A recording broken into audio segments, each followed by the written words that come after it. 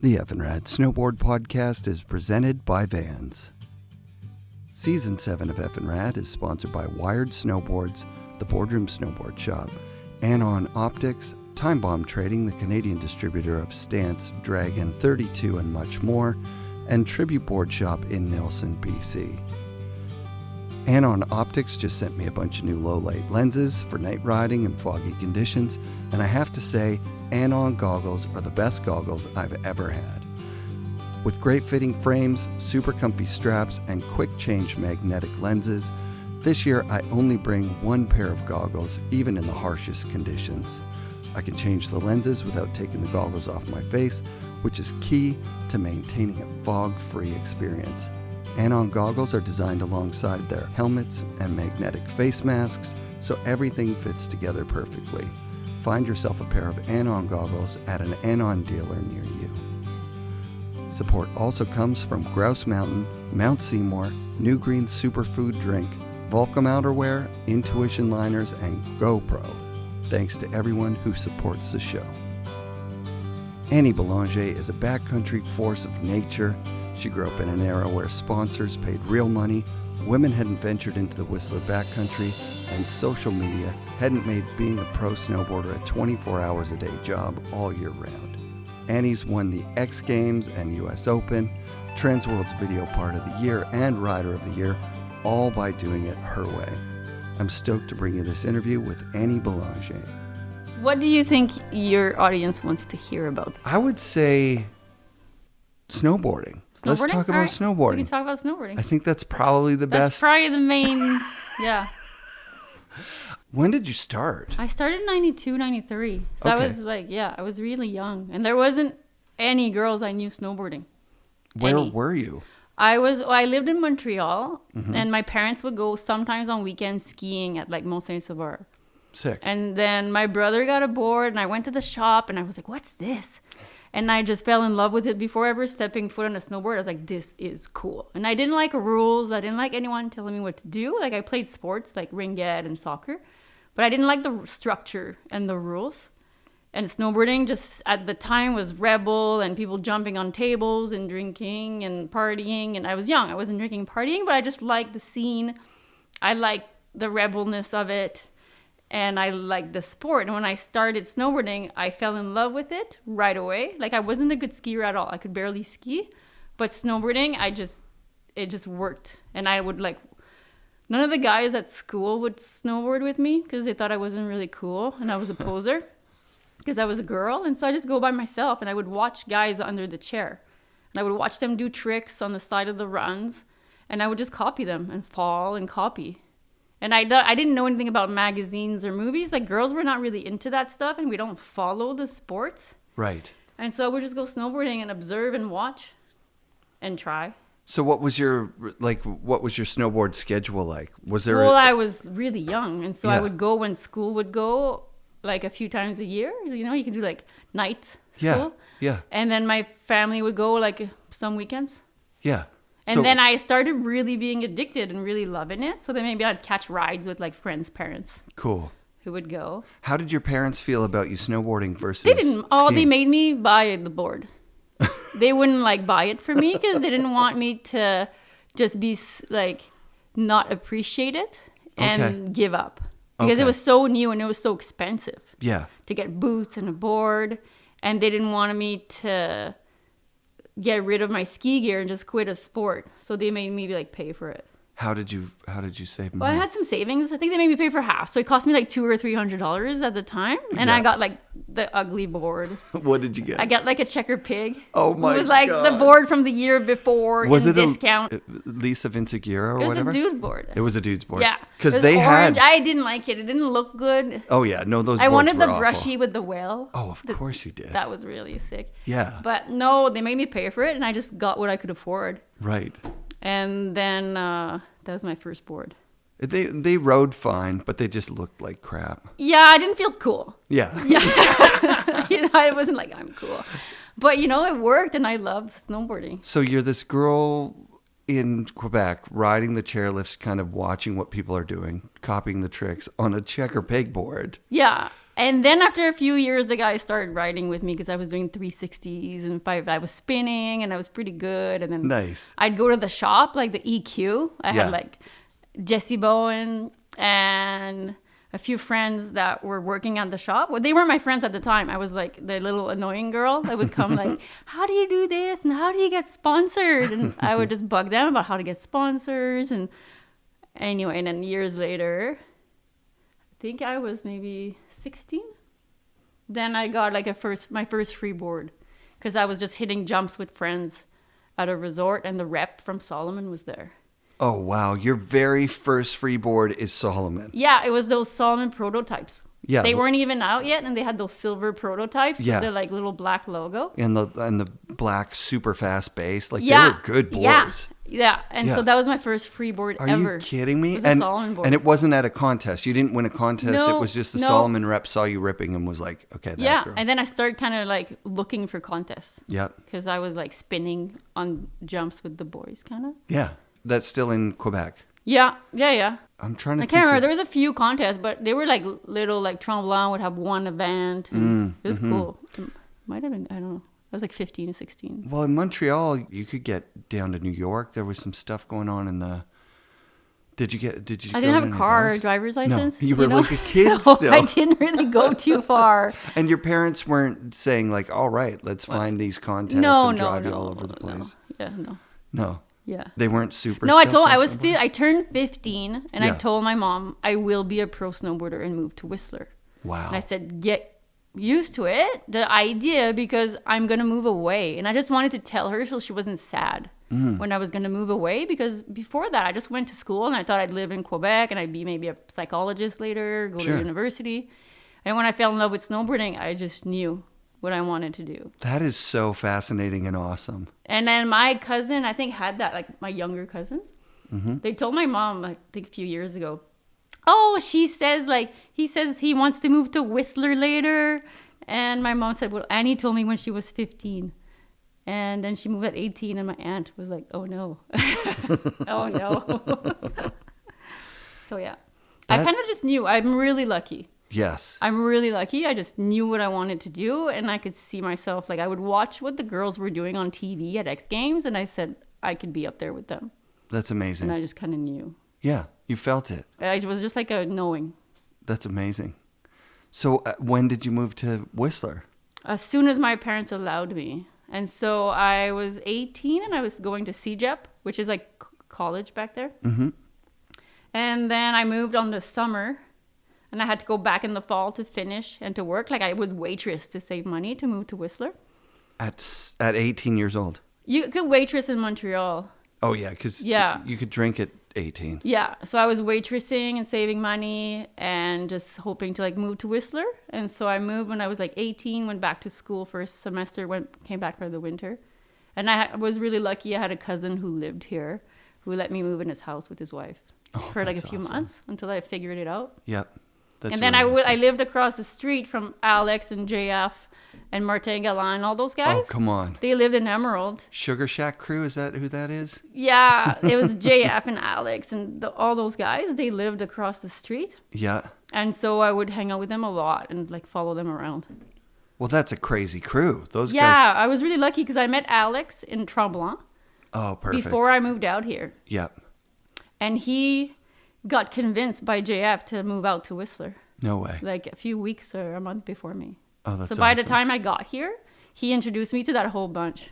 That's great. And then I just became friends with all of them. Yeah, I want to have Alex on the show, but He's because awesome. he's the brand He's manager. so funny and he's my best friends for like so many years. And he's the one that taught me, like brought me the first time in the backcountry. Nice. It was Alex and then Martin.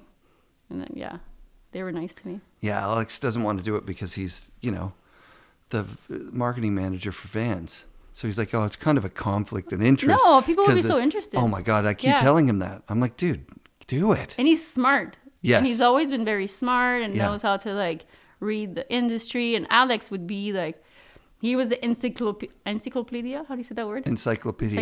Yeah. Of like what trick the guys did on which jumps. Oh, nice. Every day he would like call everybody at the end of his shooting day Yeah. when he filmed for Standard or Whitey. Yeah. And he would know what tricks got landed that day in the backcountry, because used to be only 3 movies. Yeah. So he would know what guy did what trick on which jumps. You're blowing my mind right now. Yeah, he knew everything. And then he's like, okay, I can't do a trick that a guy's already done. So he had to do a different trick that someone hadn't done. Yeah. On every jump. Isn't that he incredible? like remembered everything. And then when I started, I was like, with no girls have hit any of these jumps.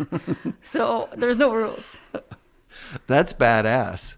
Yeah, riding with those guys, JF he's so phenomenally And those good. guys like Alex, he had to film with Lucas Huffman. Yeah.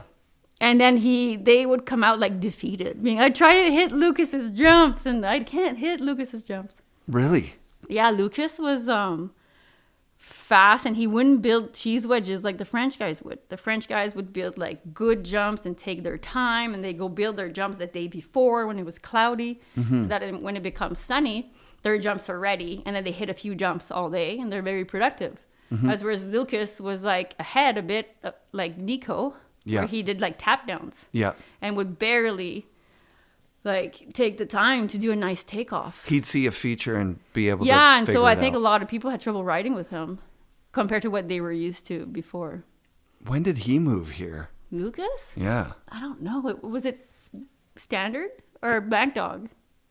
I think he shot for both. Yeah, maybe he started with standard and then went for Mag Dog after. That's unreal. So what year do you move here? I moved in 98, 99. Oh, and then there was a big snow year. That was a big snow year, and I didn't know how to ride powder. And I was competing. Oh, my God. And it kept snowing every day. And I would go to the guys in the park, because back then you'd call the snow line. Yeah. And it would say the park's groom or the pipe's groom. And so I'd go up thinking like the pipe's groom, and I have X Games the next week. And I'd go, and there was so much snow in the pipe. And then I would look at the park guys and go, it's not groomed. And they would laugh at me and go like, go right, pal.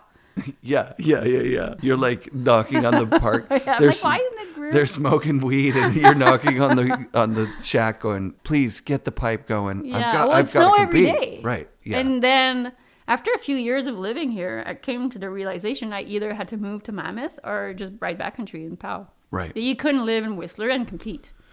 Yeah, no. You would have to like move to Mammoth. You probably still can't. No, it's always foggy or snowing, Which is why I live here.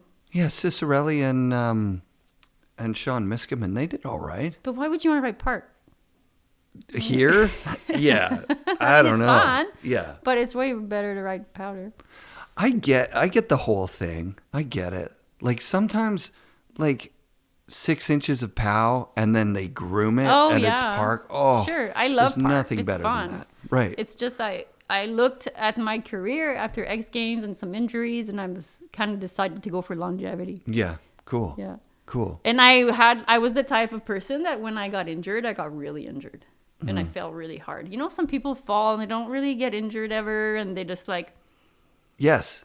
And some people have big injuries and they come back from them like, you know, like the Mark McMorris thing. Yeah. Like where I think I broke my leg in 1995 or 96, like my femur.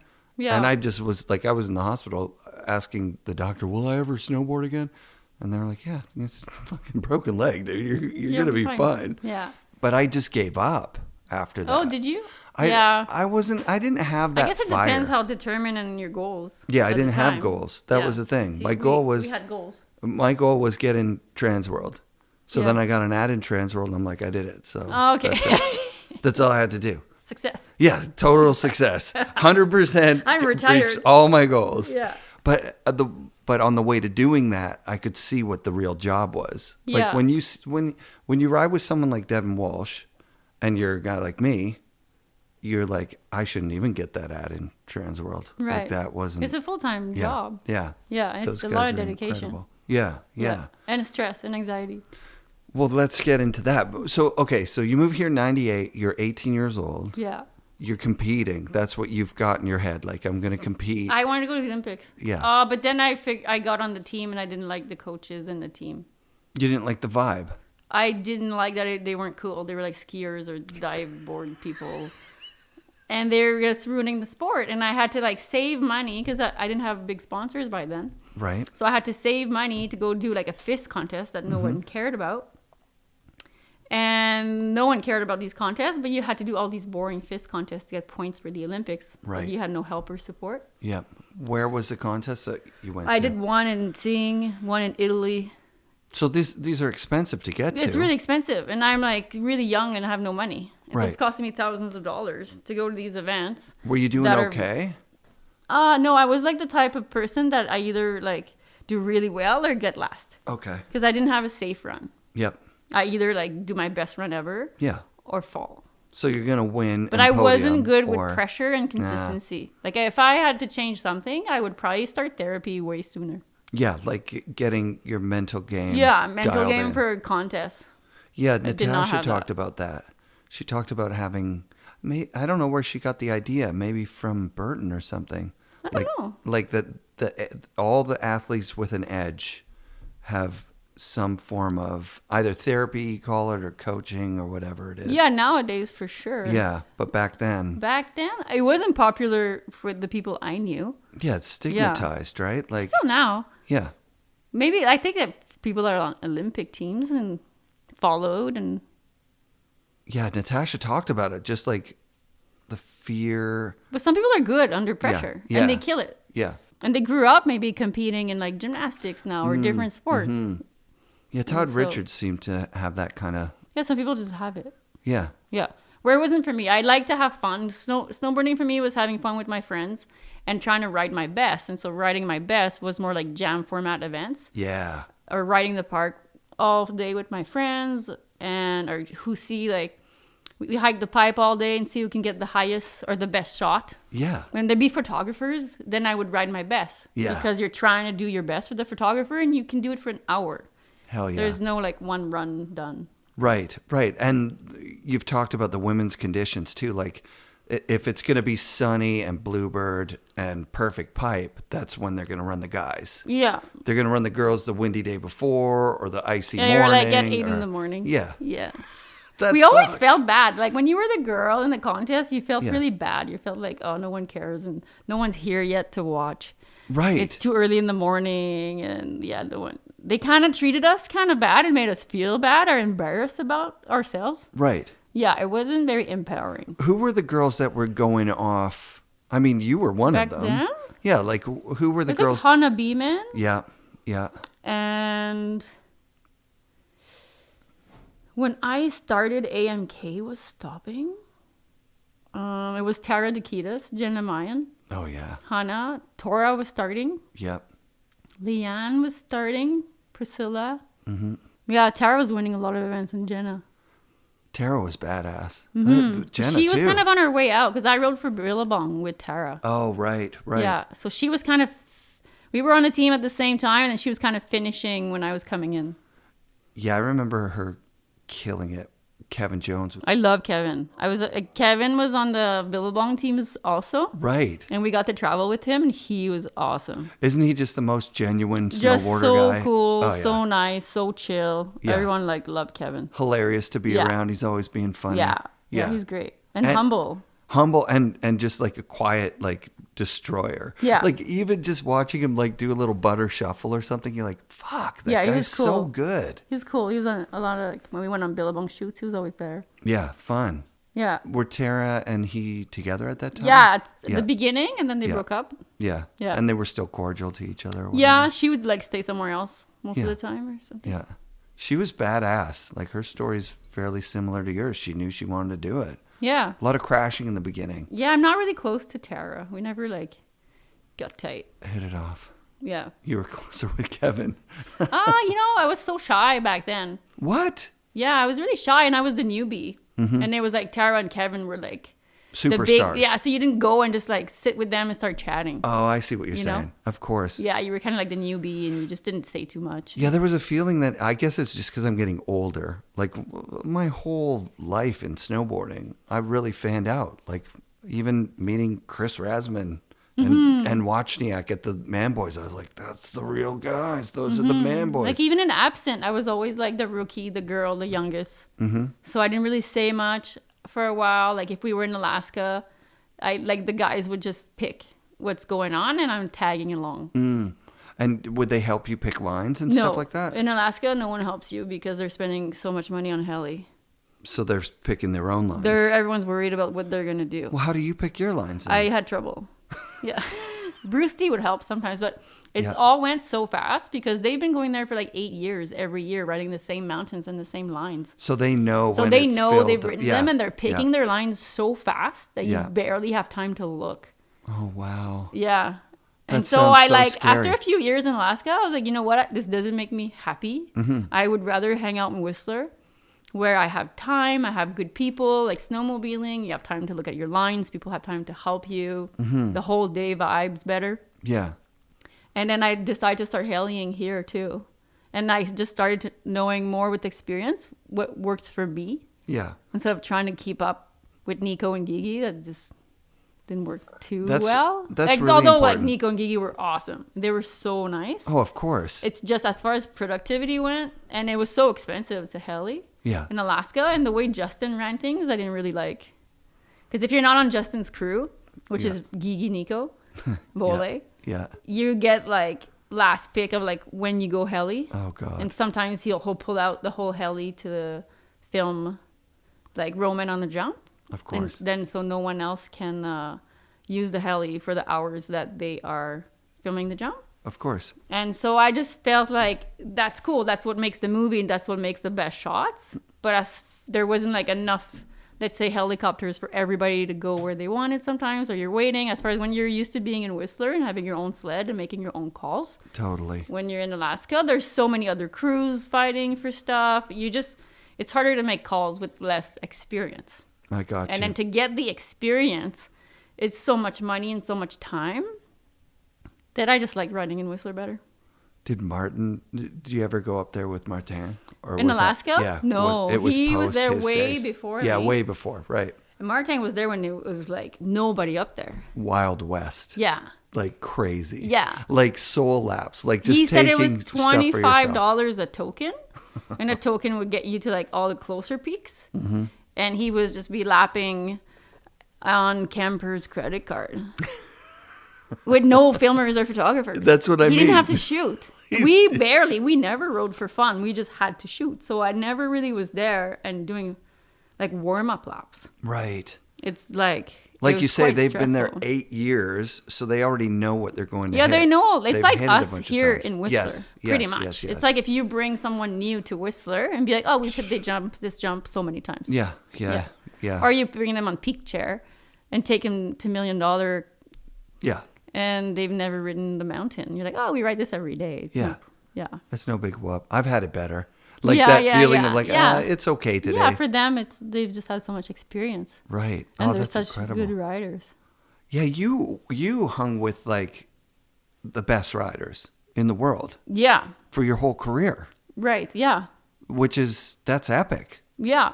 I felt like the worst rider every day. Right. Let's talk about that. So you in Alaska, is that something where you come back and you're like, wow, that was productive and that was really fun and got lots of sleep and was no. Or was it just stress? Like stress, it was stress? my dream to go to Alaska, and I'm so happy I went, and I had so many amazing people giving me these opportunities and sponsors paying. So it was amazing. I loved Alaska. The terrain's insane. It's just nothing really prepares you for it. I guess some things, but I wasn't really like riding those types of lines here. I didn't really know. And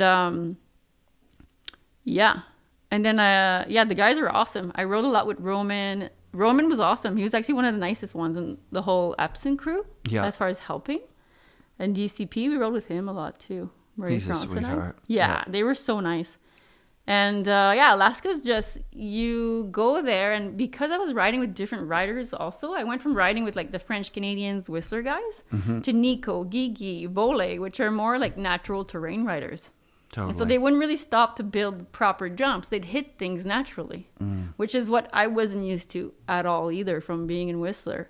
So everything was so different in the way they were riding. So I'd come back like really depressed at the end of a day, going like, I fell all day and I have so many people expecting me to do well. Right. But you kind of have to go there thinking you're just learning with no expectations. Because I remember Oli Gagnon, who's a photographer. Yeah.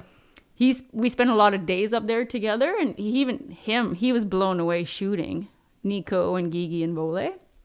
And he said, yeah, but it would be hard for a lot of guys from Whistler too to ride with them. Yeah. So made me feel better, but you still feel like I just fail all day. You seem to me like someone who's advocated for yourself your whole career. Like that you weren't just pushed around by team managers and by people saying like, okay, you're flying here now, go do this, win this contest, do that thing. Like you were directing yourself. Yeah. And I've always been like that. That's more my personality. Does it come from your upbringing, do you think? I think it's like astrology. Okay. You know, it's like my personality. Like Yes. I'm really one of those people that I don't really care what others think. Mm-hmm. And I don't do things so people are pleased. Gotcha. You know, whereas some people, they like to please others. They like to be liked. And my dad's the same and I'm the same. And we kind of just are loud and blunt. And I don't know, that's just my personality. Where I've had to learn a lot in like meetings with sponsors, not to be as direct and Aggressive. not to say what I think. Right. You know, all the time. Right. Because it hurts people's feelings. Right. And they're not used to that, right? I didn't grow up in a very sensitive house. Okay. I grew up with like my brother and my dad. We're not really like compassionate and sensitive towards each other. Okay. And then, I don't have the personality. I kind of have like, I want to do this and I do it. And I don't know. When I picked my sponsors, I chose really wisely. And I knew that I needed sponsors that were going to support what I wanted to do. Mm-hmm. And then if I had sponsors, let's say, asking me to do like so many movie premieres, to go do a bunch of things, I would quit. Wow.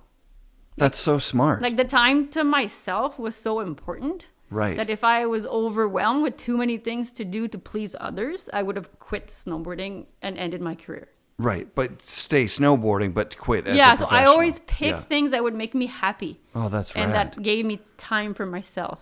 And I always pick for longevity instead of more money now. What are a couple of examples of these sponsors? Like I picked Salomon because I thought Salomon was awesome. I love their boards, but they didn't like ask us to do so many things like Burton. I didn't want to ride for Burton. Mm-hmm. I didn't want to be a part of a big team that you have to do everything together. That's why I don't want to be on the national team. Like I don't want to coach. I don't want to do group jogging in the morning. I don't want to go to I didn't like summer camps when I was a kid with a bunch of kids and you have to sing at the same time, the same song. Yes. Like some of my friends love that. I didn't want to sing the same song with a bunch of people. And so I kind of like to go against the grain of what everybody's doing. Like if everyone runs one way, I want to go the other way. Cool. And so I had to have sponsors that had like loose strings. Yeah. Yeah. So Solomon, was Emmanuel Krebs there? Yeah, but Emmanuel was the international team manager and I was on more the American. Yeah. So my friend like Cale Gray. Okay. Was the team manager, so I was really close with him for many years, and he's the one that really helped me when I was like, I can't do the Olympic contest, I can't do this. Yeah. And he allowed me to be quite free. That's very cool, actually. Yeah, So but they were shout-outs paying me to like that guy. $5,000, so they can't really like. Oh, for the whole year? No, at the beginning I was making God. nothing. Yeah. So yeah, they don't get to tell you where you're going. so I was like, okay, I know I told you guys I was trying to try the Olympics, Yeah. But it was like $5,000 back then. Yeah, that's nothing. Yeah, but I was scared to tell them because like they gave me $5,000. But $5,000, I used to waitress, so to save for the winter. So $5,000 was huge. That's that a would big help amount of like money. my entire budget for the winter for traveling. Yeah. So for me, that was huge. So Solomon, who else do you get on? I had Billabong for a long time. So are you going through a magazine and going, Billabong could use a girl? Billabong I got really early, but then I had like Drop Gloves. Yeah, I would those look at are the mags awesome. and see like who doesn't have a girl. Yeah. And then it was Drop. I called Drop. Then I got on Anon. Oh, wow. Because I was on Oakley. Yeah. And Oakley, after I won the Open, they didn't really want to pay me well or give me a raise. And I was like, well, what's going on? Can I go on the U.S. team? Because it was all Canada. Oh, yeah. And they're like, well, do you want to ride the shoes or the clothes? And I was like, no, the clothes are terrible. Oh, they were so bad. I'm like, no, I don't want to ride the clothes. I just want you to pay me for goggles. Mm-hmm. And then they're like, well, we don't have the budget. And they're like, well, would you ride the shoes? And I'm like, do I have to wear the shoes? I'm like, I'll sign for the shoes. But if I don't, I have to wear them. I was like, there's no way. And then they weren't really impressed. And I think that didn't work out. Right. Yeah. And so then how do you get in touch with I just was always Anon? honest. Yeah, no, that's good. Because I wasn't going to lie and then No, when you stuff look wearing at Oakley stuff. shoes. Yeah. See, that's the thing. when you look at something and you don't like it, but Yeah. you're like, I'll take some money to ride that. Yeah. You wind up like the guys who rode step-ins, right? Like Mark Frank, where he's like, oh, Yeah. fuck, I fucked myself for And a it was year. important to me if I liked the clothes or if I liked the brand, Totally. you know? Oh, that's really So cool. I didn't want to ride. But no, I had like really cool sponsors.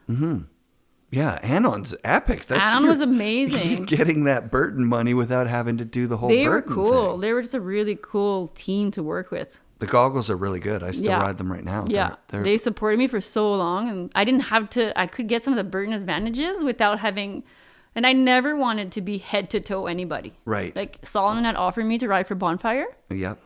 and I just was scared because I'm like, if you lose one sponsor, you lose everything. And I always wanted to diversify, and I'm like, and that will give me more ads in magazines if every sponsor has to give me an ad. Yeah. And every sponsor can give me money to get in movies. So you wrote that in there that you wanted. Oh yeah, I ads. made them. I'm like, I will only ride for you if you give me an ad. That's so. I mean, women's snowboarding owes you a debt of gratitude. That's epic because now you've got. But I wanted to get in the magazine when there was no girl in the magazines, and I'm like, Yes. the first way will be my sponsors to put me in there, Yeah. Yeah. and then they'll like maybe run some little checkouts, Yeah. No, that's smart. things like that. I mean, It was really hard to get in the mags. No one wanted girls in the mags. And like the first ever photo I got in the backcountry, I got this really cool indie off a big ice drop. yeah. And Billabong needed an ad of me. And that's when they wanted me to ride park and go to the open. Right. And we had done a little Billabong shoot, and they had this like little nose press of me on a rail, on a pink rail with the close-up jacket. And they're like, we need your ad. And I'm like, I sent this a sick backcountry shot. And they're like, well, we can't tell you're a girl. I'm like, but it's a sick shot. Yeah. What the fuck are you talking about? And Just they put my name they took the photo of me on the rail. instead of Instead the of good the shot. cool backcountry shot when no, like Unfucking-believable. barely any girls had cool backcountry shots. That's unreal. Yeah, that's just how it was. I had to convince my sponsors to start using backcountry shots. That's just sad, actually. It took a long time. It was like a slow process. So when you go to the backcountry, do they cut your checks? I Yeah. already know this because I listened to Yeah, them. yeah. Because I had like won the X game. No, I had won the US Open a few times and going to X Games. And so I was their contest girl. Yeah. We're in meetings. They're like, Annie's winning this. She's our contest girl. This is why she gets this salary and blah, blah, blah. Right. And then they had like Gretchen. That was the pipe girl. And I was the slopestyle girl. Yeah. And then they're like, no, you can't stop Yeah, because no. you're that girl. Yeah. In our profile, you We don't fit have another. these We don't boards. have anybody else. Like when they have yeah, meetings yeah. with like shops Yeah. and big, what are they called? The trade shows. Oh yeah. And they're selling their products. You're the girl for those products. You know, and so they're like, no, you don't fit anywhere. There's no marketing for girls for backcountry. We don't need that. How no dumb one cares. is that? And they're like, Victoria's on her way out. She's filming in ski movies because no one wants, like, there's no room for it in snowboarding. And that's when Donovan was getting cut. Oh God. That was that era where like it would fizzling out. Backcountry was fizzling out, and park and rails was getting super popular. Because that's what was on TV. That's what or- was because cool the at that Olympics time. and shit too. Right. I Right. don't know why that was the trend. And I'm like, I'm gonna do it That sucks. because there's no girls doing it. Yeah. Yeah. I'm like, I have a vision. There's no girls doing it. I'm going against what everyone's doing. Nice. Because there's a huge opportunity. Yeah. Obviously. And I liked, like, I know there's some girls that maybe you're going to say, oh, we never got invited. But for me, having no girls somewhere was an opportunity. Cool. I'm like, that's an opportunity. There's no girls doing it. I'm going to stand up. You did that the whole way through your career. Yeah. For me, that was an opportunity. It wasn't like, oh my God, we're like, people don't like girls. It was like, perfect. I'm going to stand out. And then Yeah. I'll be the only one doing it. Yeah. So for me, that was always like a vision and an opportunity to do something different. Yeah. Your part. There was like a 10-year edit that they edited a bunch of stuff last year. Came out on Insta. Maybe I'm wrong. Yeah. You know what I'm Yeah. talking about. I was just like, that's jaw dropping. Style, the size of the stuff. It's like everything's kind of gotten a little bit smaller, but more refined now. Right. Like back in the, you know. I don't know why. I used to love hitting really big park jumps. Like Yeah. I would call Pat Bridges Yeah. and be like, can I come to Super Park? Rad. When there's like barely any girls at Super Park, I think it was just Hannah Beeman and me that Yeah. would show up Yeah. and be like, we want to ride the jumps with the guys. That's sick. And he's like, okay. And he'd invite us. Like Pat was cool. He's Yeah. like, if you want to come, come. And then like some of the jumps I didn't want to hit. It was too crazy. Yeah. But some of the jumps I'd follow the guys in and we'd hit. And Super Park was fun because there's no pressure. Right. But I liked hitting those big jumps. That's epic. And then after that, anytime Pat had a hip or a quarter pipe, I was like, invite me, please. Yeah. And he kept inviting me until like a few years ago. And I was like, stop inviting me. I don't want to come, but thank you. I love that. That's amazing. Yeah, and I just loved it. And then in the backcountry, my goal was always to see what was the biggest cliff I could hit. Right. Or that's just like what I love doing. Yeah. I mean, that was the whole reason to get into snowboarding in the first place, was like, how far can this go? Yeah. Where's the biggest thing? It was hard riding with Roman and DCP because I was like, I can't do this. That's too big. Yeah, that's too big. You guys are crazy. And they make it look so easy. They're so good. They're so strong. Yeah. Yeah. That's got to be crazy being out there. It's fun to watch. Yes. It's really fun to watch. To be out guy, like I felt so lucky. Yeah. To be out there and be invited. Included. It's very Yeah. intimidating. Yeah. You know, because you don't want to slow them down. And also, the intimidating part is you only have one filmer for, let's say, all 3 riders. Right. And so you feel like if you're on your feature, you're taking time away from the filmer filming Roman or David. And they're going to do something way cooler. And you might fall 10 times and never land. And I'm like, I'm sorry. And those guys are just so cool and fun that there was never an issue. Oh, that's epic. It's just how you feel. How does that compare with riding with the Full Moon guys? Because The Full Moon Girls, Full Moon they girls. were awesome. Yeah. It came at the perfect time because what happened is I filmed for Absent for 5 years. Then Nike decided to make their own movie. And what happened with Nike was weird. They had like a few people come to decide what was going to happen with the movie at the very end. And they cut most of the girls out of the movie. And they cut Danny Cass. Paxton only got 1 shot. They kind of decided like who were their cool people they wanted to feature in the movie. And cut out, like, who doesn't want to see Danny Cass ride? Yeah, who why? cares that Haldor did a cooler trick? Right. You want to see both. Like, you want to see Haldor, and then you want to see Danny. It's Yeah, like who's watching limited? Mark Frank Montoya Yes. and Ollie. Yeah, who's limiting the time in this movie? Yeah, what I'm the like, fuck? but you guys have athletes you've paid for so long that you just cut out of the movie. And we showed up at the premiere after working hard for this movie going, I'm so over it. Like, instead of, like, I thought Nike movie was going to be, like, my best part ever. Because I thought I was going to be like, hey, I want to get this shot. It's going to take the heli for a day. And I had all these ideas of all these shots I've always wanted to do that I didn't have the budget or, like, the calls. Yeah. And so I was, like, having, like, making dreams in my head. But Nike didn't allow me to go to Alaska with Giga and Nico. They're like, no, you can't go. I'm like, what do you mean I can't go? I've been doing it with Absent for 5 years. And now I can't go. And they didn't allow me to go. Anyway, long story short. But at the movie, I decided that I was tired of trying to impress guys. I was like, I'm so over it. I'm so over it. Like, and then if they did give me the gnarliest and best part ever, then the next year after, I would have been like, I have to beat it. There's never an end in sight of like, you have to one up what you just did. Oh, yeah. And I kind of saw it as like being thankful and being like, great, I'm done.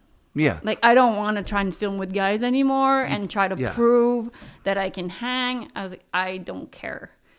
Yeah, Like, you're getting the money anyways, right? Well, Like, no, but that was like a decision that I'm like, well, if that's it, that's it. But I'm like, I don't want to fight anymore. I want to take another path of like attracting people who want to see women ride. Mm-hmm. I just want to change the path of like who I'm working with, what I'm attracting in my life. I get it. And so I didn't want to film with Absent or Nike or guys anymore. I was just like drained. Yeah. And then Leanne said she was making a movie, an all-women's movie. And there was nothing that sounded more fun to me than just to hang with my friends and travel with them. And then Leanne ended up making such a good movie. Yeah. Like, she killed it. Like, at the premiere, I couldn't believe how good the movie she made was. And I was so impressed. Like, I had no idea. Right. Like, I saw her work so hard. And she's made good movies before. But when we saw the outcome in the movie, it was insane. I was so happy to like be invited and be a part of it. But my decision was that I didn't want to miss out on hanging out with those girls for 2 years and traveling with them. And it was just such a fun project. And that's kind of what I wanted in my life at that time. I didn't want to be with guys in Alaska by myself anymore. Right. Alone with no one to hang. Yeah. Yeah. Yeah. Yeah, and now all the girls were like at a level that everyone kind of learned with their own crew, and then we got to a level where we could all do it together. That's rad. So yeah, it was fun. Yeah, that's probably the most all-time girl movie. And it was like people from all over the world. It wasn't And what she did is instead of girls feeling like they're competing against each other, it was just people are having fun together and pushing themselves and supporting each other. And that was just a huge message. That's how the guys' thing's always been. It's not like Romaine and DCP are fighting with each other to one-up each other. Yeah. You're stoked when you see somebody land. You're stoked when you go out with your buddies. I think the Man Boys talked about it. How when you have like such a good crew, especially in Whistler, right? Like you've got the best terrain and you've got the best people in the world, and you've got your routine. You're waking up in your house, you have a coffee, you go out there, and you're riding with your friends. Mm-hmm. Team managers don't get it, that if they send you on a trip somewhere, they're like, oh, lucky you get to go to Italy or whatever. Yeah, okay, so I'm going to Italy with someone I don't know, who's competing with me on some team that I'm just happen to be on with this person. Like could be a completely shitty dynamic. And then the filmer doesn't know you, so they're like, yeah, go up this thing. I heard you talking about Jonathan Moore just not being able to, like, there's some people that if they say, hey, this thing, you're going to want to go a little to the left and you're going to want to go full speed minus just a little. You're like, you could do it sight unseen. There's some people you could do that with. Sounds like Jonathan is like. No, Jonathan's just another caliber of snowboarder. He's loose and he's amazing. Yeah. Yeah, he's just another level. He sees the mountain in a different way. Yeah, but now he's just chilling and he doesn't ride anymore. But some of the stuff he did was insane. I got along so well with Jonathan in the backcountry because we both wanted to ride lines, which was a big challenge my entire career. I really wanted to ride more lines, but I was always with guys who were riding jumps. Mm-hmm. And so it was really hard to take. I couldn't take the time to go to a face with lines when everyone's like building cheese wedges. Right. What about Martin? He's Martin, yeah, but Martin, like early on, we'd build a lot of cheese wedges. Mm. Yeah, and sometimes lines. Depends what was good that day. Yeah. And like Martin would ride lines, but the rest of the crew were like young, kind of like park dudes that he was teaching how to ride backcountry. Right. And then on the absent crew, sometimes in Alaska, Nico and Vole, they build jumps. They build wedges and they hike him. Like, you guys are in Alaska with a helicopter building a cheese wedge. I'm like, in Whistler, we have a sled. But they're from Europe. They're used to hiking. For them, it's just an extension of how they film in Europe, going to Alaska. Sometimes they just get the heli drop and they ride down and they see like a landing. Like, oh, we'll build a jump and be here all day. They pick a feature. And hike it. Yeah. I hate hiking. I hate hiking. And I'm like, why are we hiking? There's a helicopter. I'll pay a few more $100. Yeah. Just to go do something else. Oh my God, that's But amazing. Yeah, they would build a lot of jumps too in Alaska. Yeah, that's nuts. So the days that we actually rode lines in Alaska was quite limited. Yeah. We didn't ride that many lines. And at what point was getting lines like what you were focused on? I just loved it. The whole time? Like, yeah, basically. I always wanted to ride more lines, but the opportunity was tough because you needed to be with those people. Yeah. And so I only had my first year with Jonathan. After that, he quit. Yeah. And so I was always with Roman and DCP, which were amazing and great, but they didn't ride that many lines. They mostly do jumps. Did you ever ride with Johan? No, he was done. Yeah. Like, I mean, Johan's quit when then Jonathan started. They were kind of like, no, Johan. And I think he really tore his knee at the end when he was in Braylorn. Oh, right, with Al. Yeah. No, that was like older than me. That was like Victoria. Have you ever ridden with her? Yeah. Victoria and I filmed for an entire season together. We did trips together to Utah. Oh, sick. Yeah, I had to convince her. It was tough because we were close friends. Yeah. Like, our boyfriends were really close at the time. And then I got really close with her and really good friend. And then I felt like I was good enough on the sled. I had been sledding for 2-3 years. Yeah. And I felt like sledding-wise, I wouldn't be a burden. Right. And I felt like the snowboard industry didn't know Victoria. My generation and the younger people, we didn't really know how sick Victoria was and how amazing of a rider she was, because we kind of had missed what she used to do. Yeah. Like, where I was from in Quebec, I didn't look at her riding at all. I didn't understand. Right. Until I started riding backcountry, and she had moved on and filmed with TGR. And so the snowboard industry, we didn't really know what she was doing anymore and didn't have that much visibility. And so I really thought I could close the gap. Yeah. And cool. bring her towards like the younger riders. And yeah. So I brought her in, like I had a filmer and budget. And I'm like, I have a filmer budget. My friend Fabio is making this woman's movie. I'm like, you can like use the footage after for your TGR movie because it's not even like competing videos. Yeah. And so she agreed. She thought about it, and then she agreed, and she would come, and we spent a whole season filming together until she went to Alaska in the spring, and it was super fun. We had a lot of fun. She's really funny and cool and really good rider. Oh, that's awesome. Yeah. I was learning backcountry, so I didn't really know how to do cool pow turns. Sure. And she would come in so fast, she taught me how to do good pow turns. Oh, that's so dope. Yeah, it takes so long to learn. You'd think at first it's really easy to do a good pow turn on camera, but it's like the hardest thing to get a good shot at. Everybody thinks it's easy, right? Like you said, when you're looking at the girls at the X Games, you're like, I think if I was there, I could do that. But you're not taking into account the pressure and the... And I don't think anyone anymore look at X Games and think that looks easy. Oh, God. Yeah. No. It's insane. Yeah. I'd be so scared if my kids were like, I want to be a pro snowboarder. And I'm like, really? Yeah. There's so many other things you can do. Yeah, it's nuts. Yeah. Yeah, it's totally nuts. Yeah, I remember watching like the Alaska guys doing turns and being like, fuck, if I was there, I would do that. Well, that's what I thought. When I used to see Victoria's footage, I'm like, that's easy. She's just turning on powder, and I'm stuck in Quebec on hard ice. Yes, exactly. Exactly. Hurts. It's hard. Yeah. It's not soft. And then you go ride with them, and you're like, oh my God. It's blind. I can't see anything. It's straight over a thing and with confidence and make a couple of turns. No, you can see. Yeah, it's nuts. No. As I get older, like if I could do a couple of turns, link a couple of turns, I like those kind of turns. In Alaska, after a year or two, I was like, okay, realistically, for me to become like really good in Alaska, I'm going to have a really big budget, spend a lot of time. And there was like, and it's dangerous and this and this. And I'm like, Whistler's good enough. It's good enough. It's good enough for me. I like being home. I like being a Whistler. We can call the heli here. The lines are good. And I just started being a Whistler more. So if you call a heli, who are you talking to? Like Whistler Heli? No. We had back then there used to be different.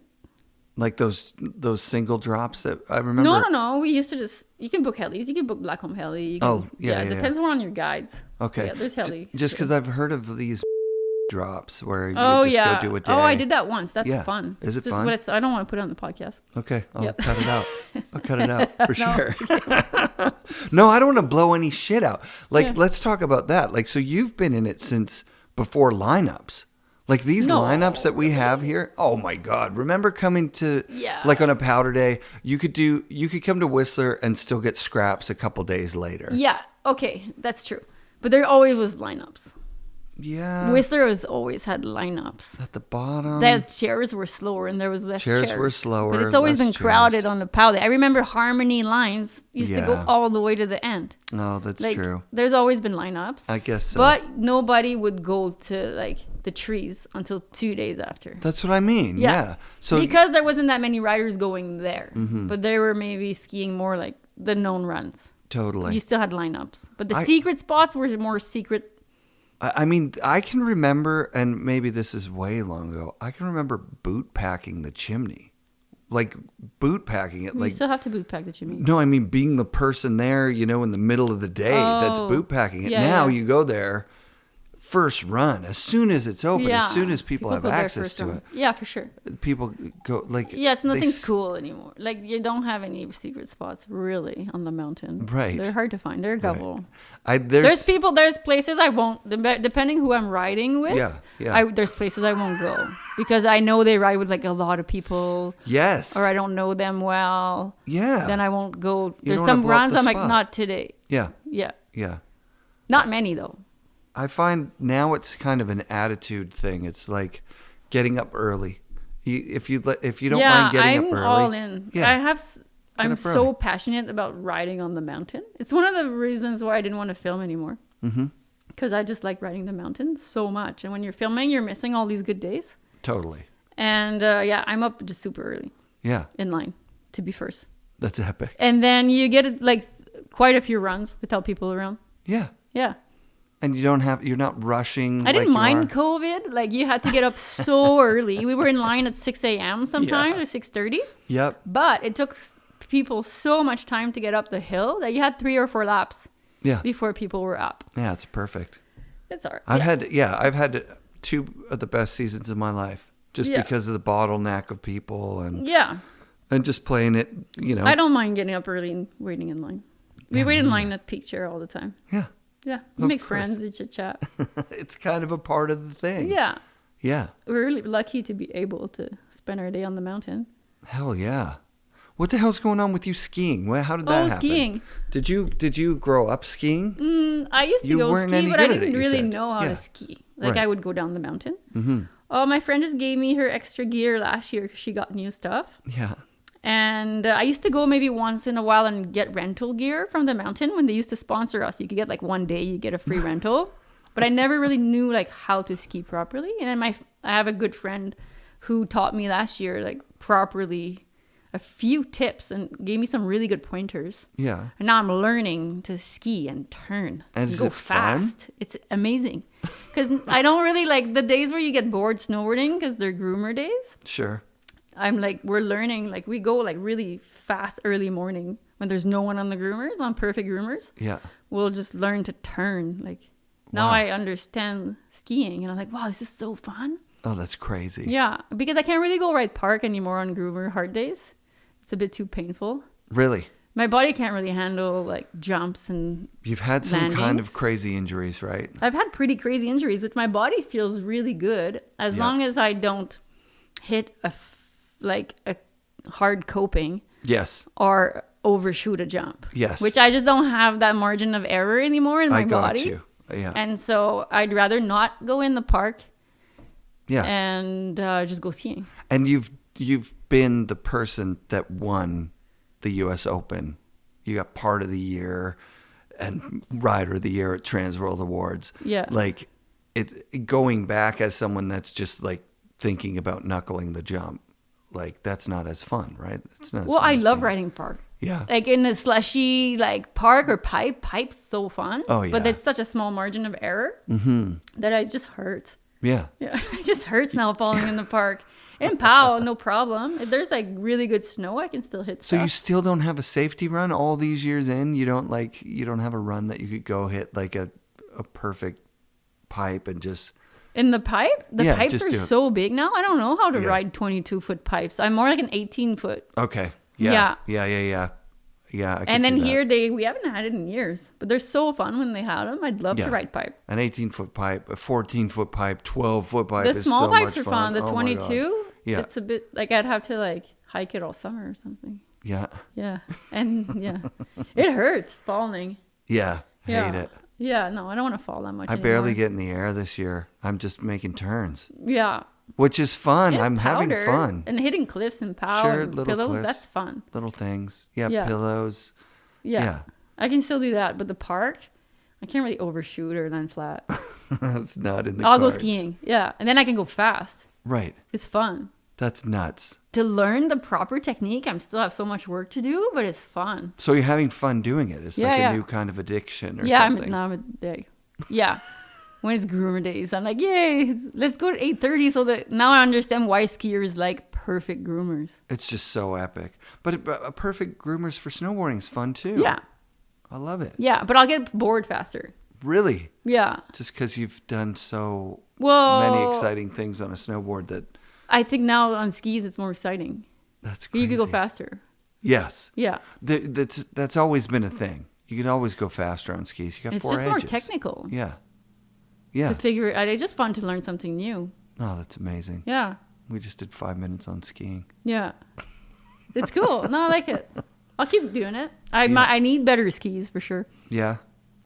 Maybe you'll get sponsored. No, yeah. No.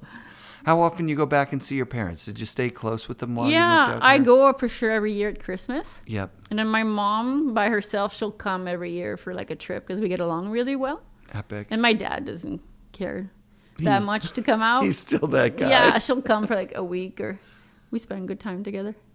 they must have been really proud of you through your career. I mean, you've had some huge Yeah, highlights. it took a while for them to like understand that's what I was gonna do for a long time. And they were super. I think once I got on Nike, that's when my dad was like, "My daughter's on Nike." Then his friends understood what Nike is. Yeah. And, my mom really was always scared. They never really trusted that I was going to be okay later financially because I didn't go to university. Right. It was always a big worry for them. When did you start investing in properties? As soon as, after I won the U.S. Open. It's 2003, 2004. So it was JF and his wife that were, just investing money. They were just buy anything you can. I was like, okay. Yeah. Yeah, but it actually was not a good time to buy because we had just got the Olympic bid. And so things went up. Oh, yeah. And then they kind of went down after I bought. So you were scared. So I had a really shitty condo I didn't like. Yeah. Yeah. And then you sold it at a loss. I sold it at the same price I bought it. Yeah. So not really a loss, but I learned what I didn't want to do. Yeah. Yeah. Yeah. Yeah. You always learn. I mean, that's awesome. Mm-hmm. Yeah. So, and also you bought crypto super early. Yeah, that's because one of my friends, and I'm really bummed now that when we did buy crypto, I didn't research it and I didn't really look into it. I just bought it. Yeah. And then it crashed. That's painful. Yeah, it crashed and I was like, oh, that was a waste of a few grand.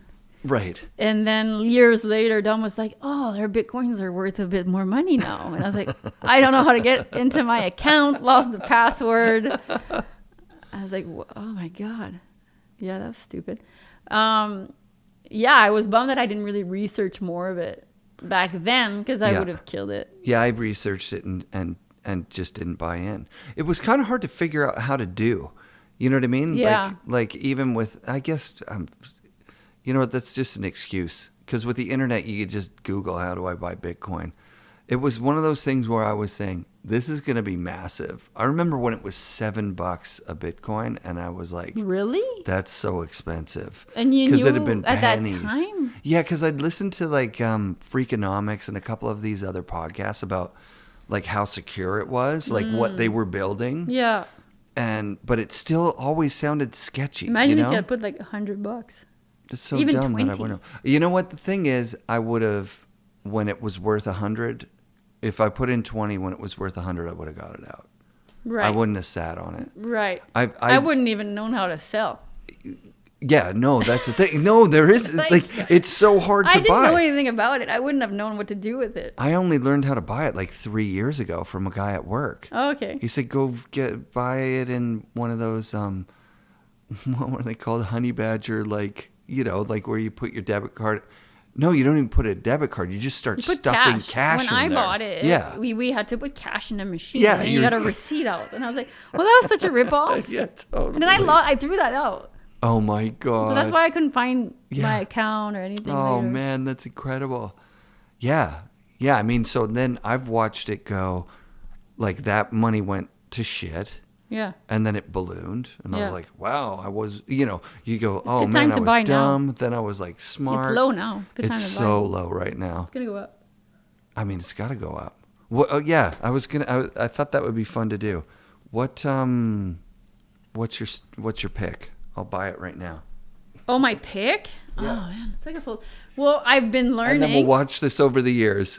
I've been learning that if you pick altcoins, Ethereum's at a good price now. Okay. But if you're buying altcoins, you have to sell when they're up. Okay, that's what I'll do. Before you get wrecked. Yeah, because I could have made a lot of money if I sold the coins that I had. Yeah. When they were worth a lot, but now they're not worth anything. See, I thought altcoins, I thought crypto was long-term investment. Right, like Bitcoin, because you just watch it. Right. The alts is more of a full-time job of checking the charts and buying a low price, buy on red days, not green days. Yeah, so today's a big red day. I have a new friend now I met. Yeah. That he's an expert at reading charts. Nice. And so he could tell me if it's a good time to buy or not these coins and how high they're going to go. Kind of like how people do stocks. Some people do stocks of fundamentals. Yes. Or some people can just read charts.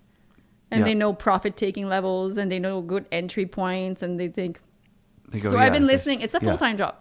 The new people I listen or I watch or I study. Yeah. And then you can get memberships that they tell you like how to read the chart and when's a good entry point, when's a good profit. And so every coin has its own chart. Right. So it's not all the time a good day to buy every coin. No, of course. Well, I didn't know that. I used to just hear, oh, this is a good coin. Oh, cool, buy it. Right. So you go like, yeah. So like actually because of a conversation I had with you, I was looking at Digibyte, which is the one that I've bought into because it's open source. It's 5 times this safer. psychic It's I quite follow, fast. she loves it. She thinks it's going to be a good coin. I think it's going to be a But good it's coin. really low right now. It's super It's low. probably a good buy-in price. I bought some the other day at 2 cents or something. What's it at now? 2.9. The market's correcting. It's not about to like shoot up. All of January, I followed these really good crypto psychics Yeah. and astrologers that read charts. Yeah. And they're saying January, down month, a few big corrections. Yeah. And then the money's coming back, let's say, around the 30th, at the end of the month. And in February, the money should be coming back to crypto. March should be good. Interesting. And then take profits. Take profits Because when they're it's good. thinking mid-April, end of April is going to crash, like last year. Oh, wow. Yeah. And it's crashing right now. Like it's kind of gone slowly down. Yeah, right now. Yeah, it's been a pain in the ass. But now you have like a bunch of stupid things in the news. Ukraine and Russia and... And is that you know, what's pushing the price down, do you think? I think they're very manipulated. Yeah. Yeah. I think everything's quite manipulated. Is it Q4 that a lot of companies take profits? And they sell all guess. their stuff to show that they had profits. Right. Before yearly ends and taxes and things like that. Mm-hmm. And so people are still on vacation after Christmas and they haven't gone back quite to buying. But like if people I watch or listen to, they said big whales, which are like big companies who accumulate Bitcoin and Ethereum, they've slowly been buying the whole dip of January. Yeah, that makes sense. So, but I don't really know. I just listen to people. You seem to be doing fairly well with it, though. I've been pretty good at losing money lately. Yeah, because I didn't everybody's learn to take profits when it was high. So now next time it's higher. Yeah, I got you. They didn't take profits. I'm taking profits this March if your psychic comes in. Mid-March, before April, like mid-April, I think they were saying. Yeah. When it's on the news. Yeah. And everyone's buying. Yeah. And the news, when the news tells you to buy, and those people, those puppets on TV are telling you buy Bitcoin. That's when you sell. That's because they are selling. Nice. Yeah, they've bought the dip. Yeah. When they're telling you on TV, like it's a great time to buy. Bitcoin's bad, it's for criminals. Right. It's like drug dealers. Right. That's when they're buying. Yeah. And then when there's good news coming out in the mainstream, you listen to mainstream media and you do the opposite. Excellent. It's like a great guide Yeah. of his investing, and the opposite is what they say on TV. Yeah. Yeah. So right now they're saying like, holy shit, everybody lost their shirt on this. Like they already Bitcoin sold stuff. all their stocks at their peaks in the fall. Yeah. And now they're saying, oh, there's a cold, the Ukraine, there's this. And now they're going to crash the markets maybe. I don't know what's going on with the stock markets. And then when they crash the market, then they go buy cheap. Of course. Yeah. I mean, that doesn't seem... Because they can read charts. They have like expert chart analysis. Well, and then they're... Let's say Elon Musk. Mm-hmm. In the fall, his brother sold shares at the high. Mm-hmm. And then Elon came out in the news and he's like, hey, do you guys think I should sell some shares for, what was it he wanted to do? Feed people that were hungry, or what was it somewhere? Oh, I have no idea. Yeah, if you follow his tweets. And then he sold some of his shares. Yeah. And then the Tesla stock crashed. Like went down quite a bit because it went up a lot. Right. So those guys can read charts and they know it's about to take a dip. And so they sell and take profits before it dips. Yeah, it was my conversation with you where you were like, it's probably best to get money out of it when it's at... Yeah, I'm learning. Yeah. I haven't acted very well on it yet. This is what I've been learning and studying, how not to get wrecked. We're just trying to stay alive. Yeah, I'm kind of the same. Yeah. I don't know. Yeah, you have a pro model.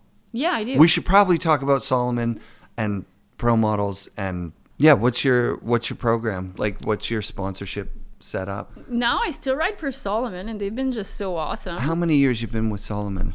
I don't want to count the years because then, It's a lot. It's a lot. The whole way through, you never went to another board I've company? never gone to another company because I love their boards. Yep. And it's always been a great company to work for. Cool. And they've been supportive of what I wanted to do. Yep. Yeah.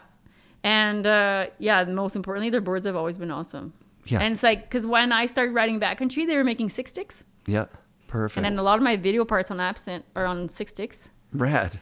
And then they came out with the women's POW boards. And now they've asked me to design one. And I'm super lucky because like all the young girls don't ride that much POW. And I've had so much experience riding all their boards and riding powder. So now I design like a super fun POW board that's good for like every day. So I just ride that one board every day. Like it's fun to turn on groomers. I can ride pipe with it. I can ride POW. Rad. Like the only day I might not ride that board would be if you would send me to ride lines in Alaska, which I don't want to do. But no, it's a super fun board. And they asked me to design it and I was really surprised. Surprised because you're at the end of your career. Yeah, because I don't want to film a video part. Right. You know? And they kind of have like Dirksen and Vole and a lot of the guys designing like super fun boards. And I think that's what people want. Yeah. And people want like fun boards for the resort. Now that's what I do. I ride the resort every day and have a great time. Ah, that's super sick. And so, yeah, it's like my one board I ride every day. So now you're not going on trips. You're not competing in contests. If they called you for Supernatural, would you do it? No.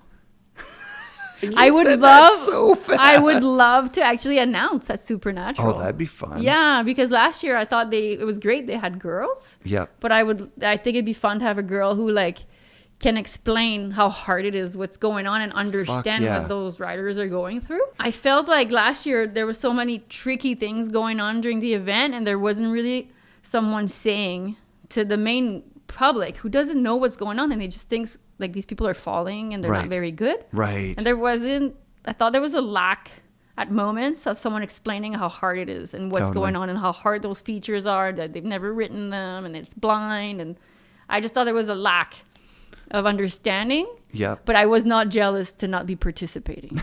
Yeah, no, I wouldn't want to do it because I would push myself. Yes. To look good and to like hit fun jumps, and I just wouldn't want to get hurt. Yeah. Because I just like snowboarding too much and I don't want to spend a season on the couch. Yeah. Yeah. It was the Jackson event was probably the best thing I saw last year. It was amazing. They had such good conditions. Mm-hmm. It was so fun to watch. Mm-hmm. I'd love to be there. It'd be an epic event to watch and to like announce. Well, we should get you in touch with the people. Have you called them? Oh, I emailed one person. Did you? Yeah. Yeah, you would be awesome. But didn't get back to me. So I'm like, all right. You know what? I'll send. Well, it's like in 2 days. So. Oh yeah, that's late. right. Yeah. Oh yeah, that's right. It's too Fuck. late. They probably had their people. Yeah, they better not be switching. And I think people it's out live now. too, so you can't really hire anybody probably. Yeah. That's like not trained or not like media trained for big live events with so many people who watch. Yeah, I wonder. You gotta probably like not swear. Yeah. And there's probably a lot of like. Yeah, I'm just thinking of Red Gerard after winning the Olympics, and he was just swearing on live TV. It was so rad to see. No, I think it's a great event. Yeah, it's fun to watch, but I would be stressed for sure. Yeah. There's big jumps. It's not easy. You've never ridden the course. They make it look easy. A lot of people struggled, and the guys too. A lot of guys were falling. Like. Oh yeah, but I mean, it wasn't easy. Fresh track stuff looked like, oh my god. Yeah, but they still weren't landing because they were going like overshooting. Yeah. And I heard it was so deep too. Oh yeah. Yeah. Yeah, well that's the thing. Like it's hard to judge your speed on a and it's POW flat day. light. And flat light, yeah. Yeah, totally. it was amazing. It was such a good event. Yeah. But hard to ride. Totally. Yeah. I'd like to go ride that run anyway. I think a lot of people would. Yeah, so you're still on Solomon. You're still a professional snowboarder. Is that your main I don't career? or consider myself a professional snowboarder because my definition of someone, if you're allowed to say you're a professional snowboarder, that means you live off snowboarding. So you're a snowboard designer for Solomon, essentially. I just ride for fun. Right. And I'm so lucky that I was able to design the perfect snowboard. Mm-hmm. I liked when you were talking in the Airtime podcast about your work-life balance. Like that you actually needed time off from snowboarding in order to be a professional snowboarder, like to have that passion and hunger for it still. Because I can't even imagine if it's your job to post stuff every day, and then you're going like, okay, well, today's rainy, but I'm going to go back and post something from 3 days ago. It's like, hey, I wish I was doing this today. Yeah. Like every moment of every day. Yeah, now it's in like, I haven't likes. seen the recent contracts. I was so lucky because my main part of my career was before you had to like constantly advertise yourself. Right. We had like, it was great. Like I was so lucky. I think I was in one of the best times in snowboarding because Hell yeah. you do your work and then it was done. And then the magazines would come out and the movies would come out and you had done your work and you could like punch out at the end of the season because there's no more powder. Right. But when you used to ride park, you'd train all year. You'd go like, you'd follow the snow all year. So you're always riding, but you're not always on your phone trying to like be like, I'm cool. Right. Getting a clip. Right. Yeah. Right. Yeah. And so you started pretty early on taking summers in Mexico or? No, later. When I started having a bit of time off, I started taking like a week here and a week there. At first I would only have a week because we used to have like photo shoots and movie premieres and board meeting designs and all that stuff. We kind of were like, your sponsors kept you busy. Yeah. But I would take a bit of time off for sure. Yeah. But lately you've been doing like Lately 6 I months, do half 6 and months? half. I do half at the beach and half in the mountains. So that's my good balance. Where's your spot in Mexico? I've been going to Indonesia. Oh, you've been going to India? Yeah, because it's quite cheap there and it's a perfect, it's their good season when it's our summer. Mm-hmm. As we're Central America, when it's our summer, it's raining. Right. And hot. Yes. Yeah. Yeah. And I've been really fortunate that during COVID, Bali's been really quiet. Oh, that's epic. And all the Australians are locked in. Oh, yeah, right. Yeah. So everything, it's really sad for people that have businesses and live in Bali because everything's very discounted. Yeah. And a lot of people are hurting and they're starving. Like, they don't care about COVID anymore. They're like, just open the borders. We are dying of starvation. Oh, man. It's really sad to watch. They're way more scared of malaria and dengue than COVID. Yeah. Yeah, they just want the borders to open. Yeah. Yeah, and go back to business because one waitress at a restaurant, she probably feeds her whole family who lives like further away. And so, yeah, they're pretty hurting over there. Yeah. Hopefully this whole thing fucking ends somehow. Yeah. God. We're not talking about it. No, we're not. Thank you so much for doing the show. Yeah, Annie. My pleasure. You're one of the most talented people to ever pick up a snowboard. Now I kind of understand a bit why. You're very self-determined. That's dope.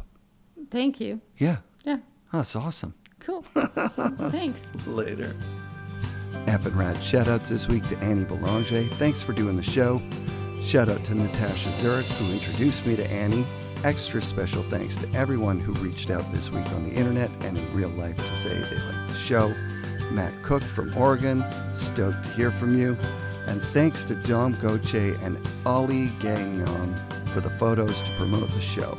Be sure to come back next week for another episode of the FNRad Snowboard Podcast, presented by Vans and brought to you by SIA Productions.